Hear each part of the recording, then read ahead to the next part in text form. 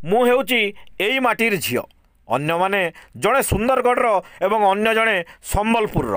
ମୋ ଜନ୍ମ ଏଇଠି, ଏଇଠି ମୁଁ ପାଠ ପଢ଼ି ବଡ଼ ହୋଇଛି।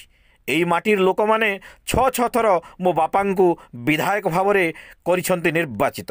ଏହା ହେଉଛି ରାଜ୍ୟର 2 ଥର ମୁଖ୍ୟମନ୍ତ୍ରୀ ଦାୟିତ୍ୱ ନେଇଥିବା କଂଗ୍ରେସ ନେତା ସ୍ୱର୍ଗତ ହେମାନନ୍ଦ ବିଶ୍ୱାଳଙ୍କ ସୁପୁତ୍ରୀ ତଥା 2024 ନିର୍ବାଚନରେ ଝାରସୁଗୁଡ଼ା ବିଧାନସଭା ପାଇଁ କଂଗ୍ରେସ ପ୍ରାର୍ଥୀ ହୋଇଥିବା ଅମିତା ବିଶ୍ୱାଳଙ୍କ ଦୃଢ଼ୋକ୍ତି।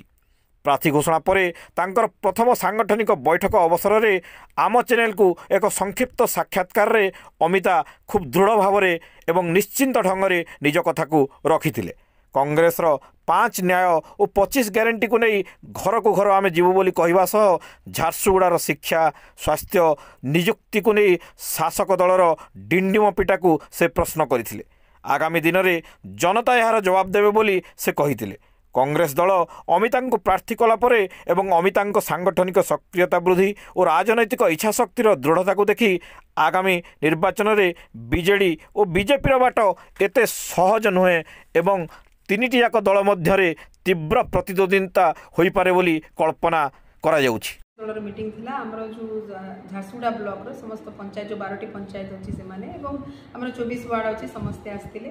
ଆଉ ତାକୁ ନେଇକି ଆମର ଆଗକୁ କିଭଳି ଆମର ପ୍ରଚାର ଚାଲିବ ସେ ବିଷୟରେ ଆଜି ଆମର ପୁଙ୍ଖାନୁପୁଙ୍ଖ ଆଲୋଚନା ହେଇଥିଲା। ଦେଖନ୍ତୁ, ଆପଣ ଭଲ କ୍ୱେଶ୍ଚିନ୍ ପଚାରୁଛନ୍ତି। ଏ ଯେଉଁ ଲୋକାଲ ଏମ୍ପ୍ଲୟମେଣ୍ଟ ଅଛି, ଏତେ ଆମର ଶିକ୍ଷିତ ଯୁବକ ଯୁବତୀ ଥାଇକି ମଧ୍ୟ ଆଜି ଝାରସୁଗୁଡ଼ାରେ ବାହାର ଲୋକ ଆସିକି ଏଠି ଏମ୍ପ୍ଲୟମେଣ୍ଟ ନେଇପାରୁଛନ୍ତି, କିନ୍ତୁ ଆମର ଲୋକାଲ ପିଲାଙ୍କୁ ଏଠି ନିଯୁକ୍ତି ମିଳୁନାହିଁ। ସବୁ କ୍ଷେତ୍ରରେ ଦେଖନ୍ତୁ, ଶିକ୍ଷା କ୍ଷେତ୍ରରେ ବି ସେମିତି ଆମର ସରକାରୀ କଲେଜଟେ ନାହିଁ। ସ୍ୱାସ୍ଥ୍ୟ କ୍ଷେତ୍ରରେ ବି ଦେଖିବେ କିଭଳି ଭାବରେ ଅବହେଳା କରାଯାଉଛି। ଆମର ଯେଉଁ ଡିଷ୍ଟ୍ରିକ୍ଟ ହେଡ଼କ୍ୱାର୍ଟର ହସ୍ପିଟାଲ ଅଛି ସେଟାକୁ ଅବହେଳିତ ଅବସ୍ଥାରେ ଅଛି, ତାକୁ ବି ରିନୋଭେସନ୍ କରାହେଉନି। ଏବଂ ଯେଉଁ ଆମର ହାର୍ଟ ହସ୍ପିଟାଲ ହେଇଥିଲା ତ ବହୁତ ତରବରିଆ ଭାବରେ ତାକୁ ଇନାଗୁରେସନ୍ କରିଥିଲେ, କିନ୍ତୁ ଏବେ ତାକୁ ହ୍ୟାଣ୍ଡ ଓଭର କରିଛନ୍ତି କିନ୍ତୁ କୋଲକାତା କୌଣସି ଘରୋଇ କମ୍ପାନୀକୁ, କିନ୍ତୁ ସେମାନେ ତାକୁ ବି ପରିଚାଳନା କରିନା। ଯେଉଁଠି ନ୍ୟାୟ ଅଛି ସେ ନ୍ୟାୟକୁ ନେଇକି ଯିବ ଏବଂ 25ଟି ଗ୍ୟାରେଣ୍ଟି ଅଛି ତାକୁ ନେଇକି ଘରେ ଘରେ ପହଞ୍ଚିବ। ସେ ଗ୍ୟାରେଣ୍ଟି କାର୍ଡ଼ ସମସ୍ତ ଜନସାଧାରଣଙ୍କ ପାଇଁ ସେଟା ବନିଛି, ଯାହାକି ବହୁତ ସୁବିଧା ସୁଯୋଗ ଦିଆହେଇଛି। ଯେମିତିକି ଆମର 200 ୟୁନିଟ୍ ପର୍ଯ୍ୟନ୍ତ ବିଜୁଳି ଫ୍ରି ରହିବ। ତାପରେ ଗ୍ୟାସ୍ ସିଲିଣ୍ଡର 500 ଟଙ୍କା ଦିଆହେଇଛି ଏବଂ 5 ଲକ୍ଷ ଶିକ୍ଷିତ ଯୁବକ ଯୁବତୀଙ୍କୁ ନିଯୁକ୍ତି ଦିଆଯିବ। ଆଉ ଧାନର ସହାୟକ ମୂଲ୍ୟ 3000 ଟଙ୍କା ରଖାହେଇଛି। ସେଭଳି ବହୁତ ଲୋକଙ୍କୁ ସୁହାଇଲା ଭଳି ଆମର ଗ୍ୟାରେଣ୍ଟି ଅଛି ଏବଂ ଲୋକ ନିଶ୍ଚିତ ଭାବରେ ତାକୁ ଗ୍ରହଣ କରିବେ ବୋଲି ଆମର ଆଶା ଅଛି।